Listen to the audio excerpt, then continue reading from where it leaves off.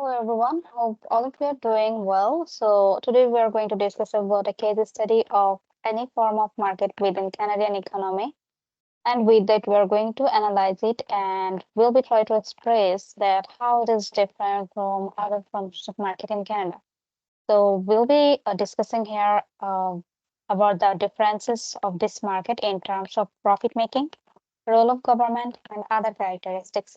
Before jumping into the main topic, I'm going to give a brief introduction of our case study.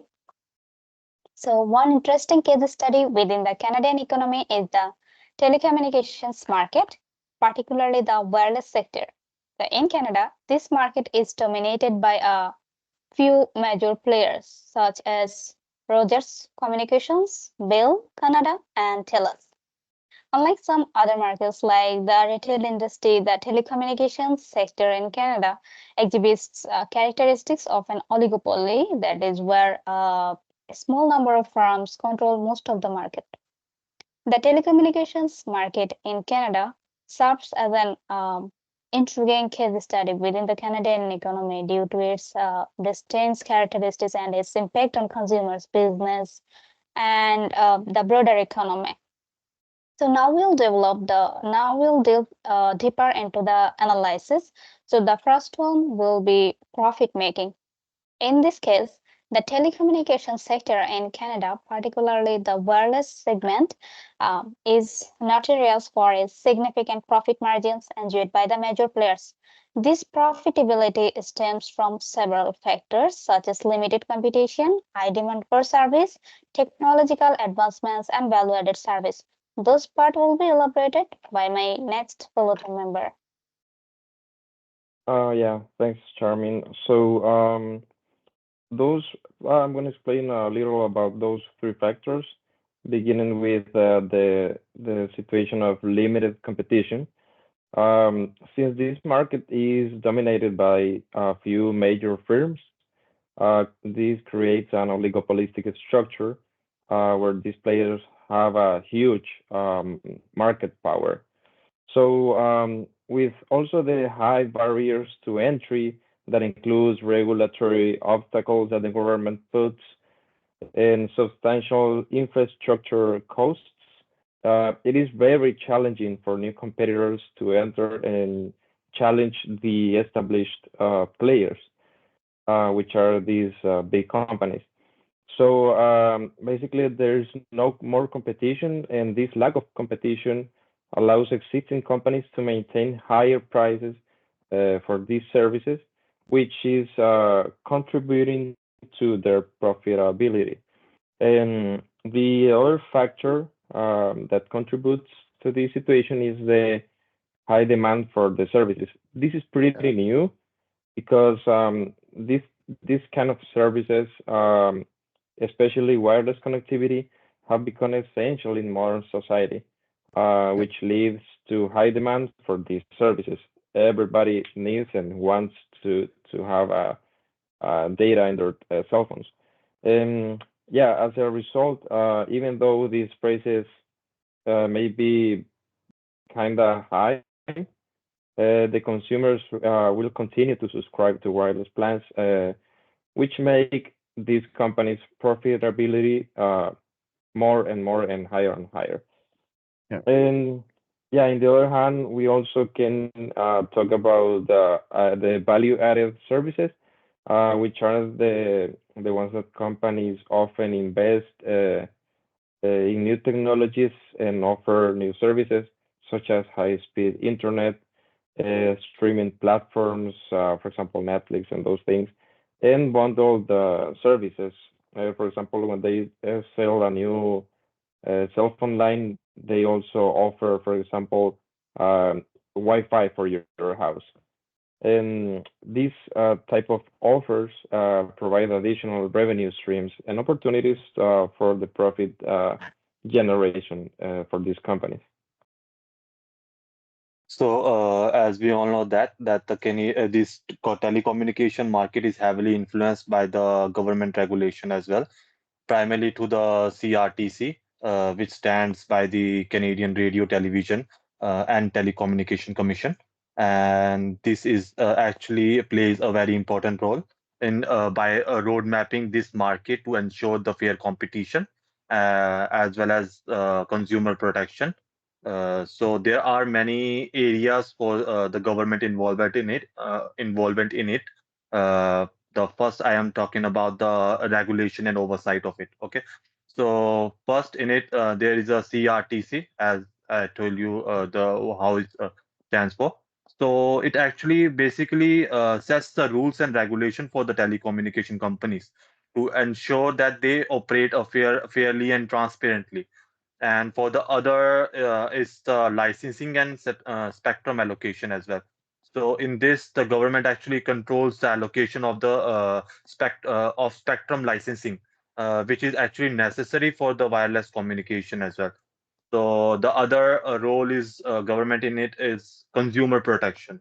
In it there are various aspects as well, like price regulation, like CRTC actually monitor and in some cases even regulates the prices of the telecommunication companies that which can charge prevent price and ensures the services and affordable as it is affordable for the customers as well or not. And the other is services standards, that what's the minimum service standards that these companies actually must meet. And the other is the privacy and the data protection, as the regulation that is in place to actually protect the customer data and ensures their privacy, requiring the telecommunication companies to adhere strengthening that data. And the other phase is actually promoting competition. So what it says is that the market entry, that the government encourages the competition by the facilitating market entry for the smaller and new telecommunication providers, and anti-monopoly measures like that. The government actively works to prevent the monopolistic practices, which ensures that no single company can actually dominate the market. Yeah. The other factor I can talk about the infrastructure development. So government actually funding and support these uh, the infrastructure. So I can say that particularly in the rural and undeserved areas, government actually access those services in there as well. So other is the policy legislation and so on. So, what the impact of it is actually the government role in it as the market stability. I can say that as the consumer benefits also, and the expanded the expansion of that of their access of it. Yeah. Okay. So now, as we discussed about the profit making and government regulation, if we see the other characteristics of this market, so unlike a perfectly competitive market where there are many small firms and each producing identical products and facing no barriers to entry in this kind of market, the barriers of entries are quite high. So any new company, if it want to enter the market, it is quite difficult. So in this market, it is very difficult for a new company or product to come. So this leads to strategic behavior of this market. So what happens is this all big companies form a group and they come together and they do the pricing strategy. So the so the behavior of pricing is quite different, such as here the price signaling and non-price competitions such as advertising and service quality improvements are very different. So unlike in competitive market where the overall behavior is price taking behavior, in addition to that, these regulatory challenges and are present in this kind of market, as Saurav has mentioned. So, for example, uh, if I take one example that for the 5G spectrum distribution, this regulatory body holds all the 5G spectrum, and then they distribute. then they call all the firms for the auction, and based on auction, they divide the spectrum bandwidth. So this is how this happens in this kind of market where government play the role. And here the content distribution is also one of the major key in this kind of market, where the convergence of telecommunication and media has led an increase in content distribution platforms. Like, but there is one obstacle in the telecommunication market is the infrastructure development, especially in Canada, because Canada holds vast geographic challenges because its terrains are different and due to the extreme climate. So in this scenario, as Daniel was telling that the prices are very high.